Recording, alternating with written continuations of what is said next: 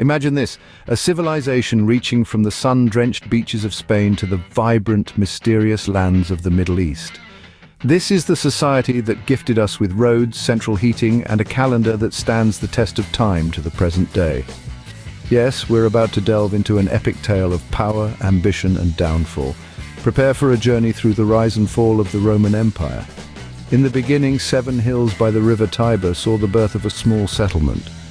This was a place destined to blossom into a thriving city, then a republic, and finally, an awe-inspiring empire. Our story commences in the year 753 BC with the captivating legend of Romulus and Remus. According to the tale, these twin brothers were abandoned as infants and raised by a she-wolf. In adulthood, Romulus would go on to kill Remus over a dispute and found the city of Rome, becoming its first king. Advance a few centuries and the Roman Republic has emerged, a state administered by representatives chosen by the populace. One of the most important institutions during this time was the Roman Senate, a political body comprised of the most influential men. However, the plebeian council, composed of common citizens, also played a vital role, serving as a check to the power of the aristocracy and influencing legislation. But power, as we have seen time and again, corrupts, and the enticement of supreme control proved too tempting for some. Enter Julius Caesar, crossing the Rubicon River in 49 BC and sparking a civil war that would extinguish the Republic and signal the dawn of the Empire. Throughout their history, Romans were heavily influenced by Greek culture. Greeks' advanced knowledge of architecture, philosophy, and the arts seeped into various facets of Roman society, shaping it and guiding it towards the classic civilization we admire today. So, buckle up as we continue this fascinating journey through the annals of the Roman Empire. The empire, with its first emperor Augustus, went on to conquer much of the known world. From Britain to Egypt, Rome's eagles flew high.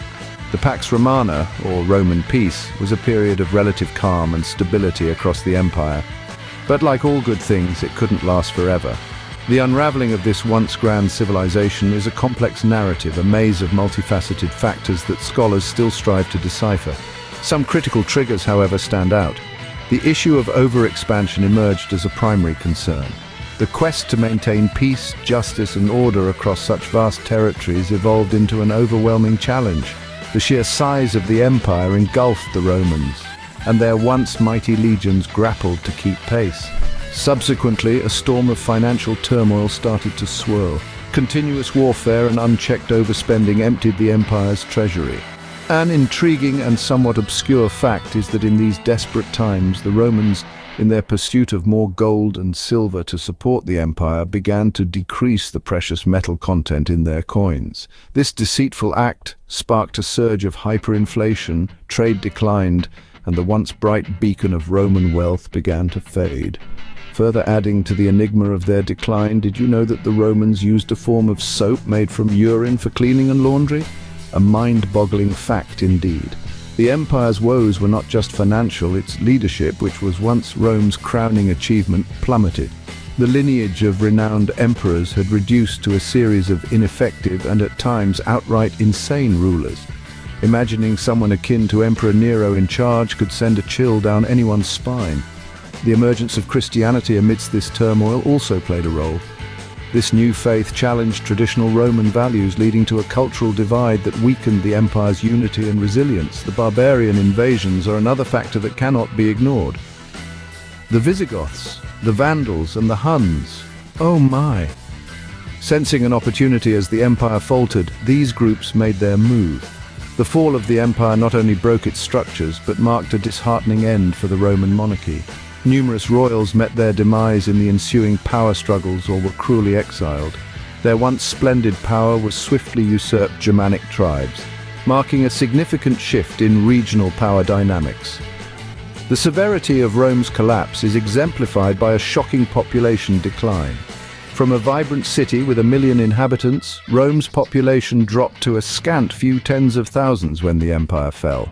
In conclusion, in 476 AD, a Germanic warlord named Odoacer toppled the last Roman emperor, Romulus Augustus, symbolizing the dissolution of a colossal empire.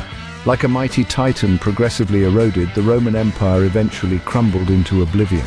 This collapse carried with it the destinies of its monarchy and ushered in a period dominated by the Germanic tribes. Interestingly, the fall of the Roman Empire also precipitated the Dark Ages, a period of intellectual stagnation and economic retrogression that lasted for centuries, a testament to the far-reaching impacts of this monumental collapse. As we peer through the lens of history, we find an intriguing narrative unfolding amidst the chaos of Rome's decline. The rise of Christianity in the Roman Empire is a story of faith and power, and some argue a contributing factor to Rome's downfall. Let's delve into how this new faith dramatically altered the course of the Roman Empire. Christianity began as a small sect in the eastern provinces of the Roman Empire, primarily in Judea. It gradually expanded, gathering followers from all walks of life, from slaves to soldiers, and eventually even emperors. It was Emperor Constantine's conversion to Christianity in 312 AD that marked a significant turning point. He granted Christians the freedom to worship, and by the end of the 4th century, Christianity became the state religion. This widespread acceptance of Christianity brought about a seismic shift in societal values and norms. The religion's teachings of humility, compassion, and the equality of all men before God stood in stark contrast to the traditional Roman values of martial valor, personal honor, and hierarchical societal structure. This divergence in values led to a cultural divide, weakening the unity and resilience of the empire. Moreover, the spread of Christianity had repercussions on the Roman military. The faith's pacifist teachings conflicted with the military ethos of Rome, leading to a decline in the effectiveness and morale of the legions. This further exacerbated the empire's vulnerability to external threats. Christianity's rise also contributed to political instability. The church's increasing power and influence often clashed with the authority of the emperors, creating tension and discord within the empire's political sphere. Several emperors, including Julian the Apostate, even attempted to reverse the Christianization of the empire, but to no avail.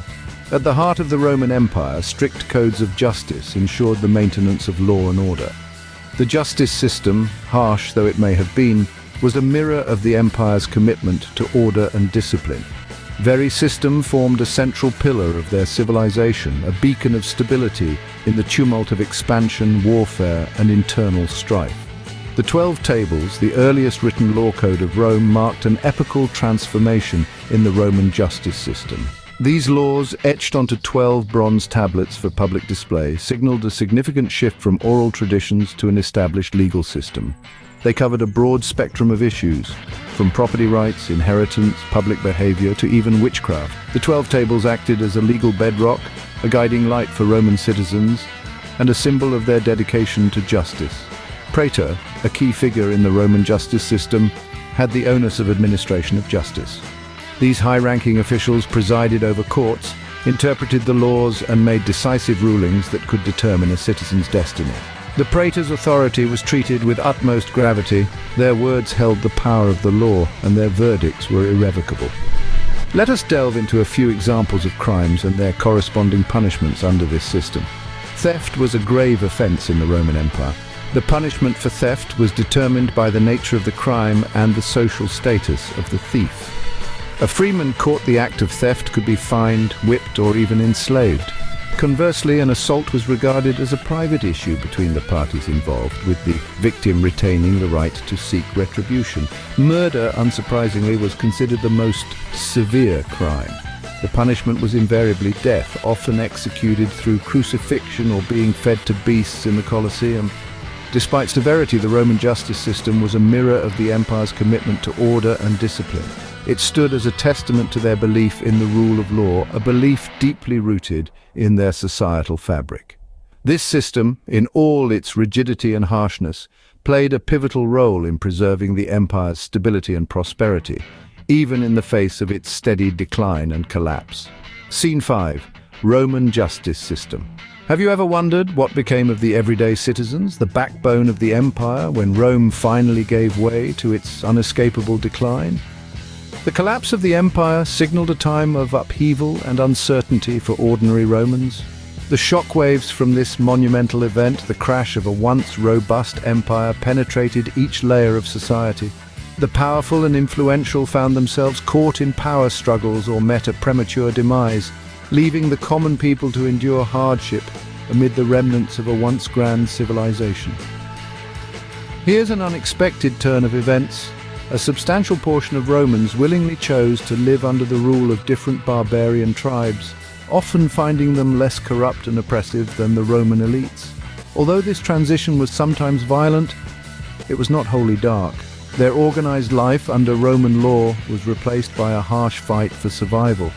The previously bustling markets turned into deserted ghost towns, the glorious aqueducts ran dry, and the Grand Colosseum loomed as a haunting reminder of their past glory. Many were driven to leave their homes, their lands, and their lives, undertaking a journey in search of safer territories. However, it was astonishing to find that many Romans were sold into slavery by the invading barbarian tribes.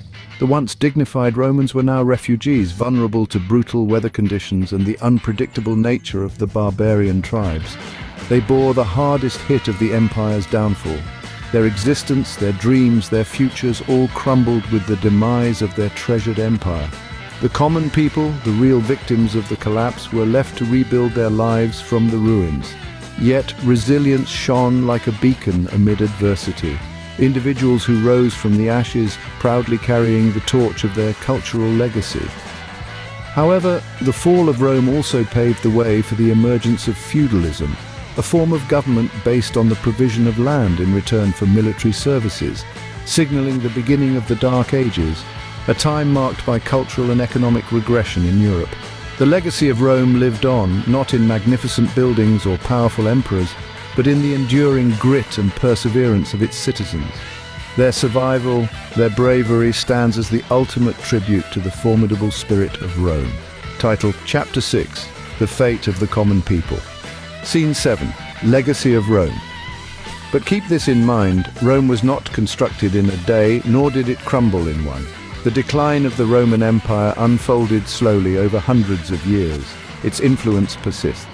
It's visible in the legal systems we rely on today and the language we use daily. The resonance of Rome is still present. So when you stroll down a street, think of the Romans who laid the foundation. The ascension and descent of the Roman Empire, a genuine historical epic, a story of power attained, exercised, and ultimately lost. It serves as a reminder that all empires, regardless of their grandeur, are ephemeral against the backdrop of time.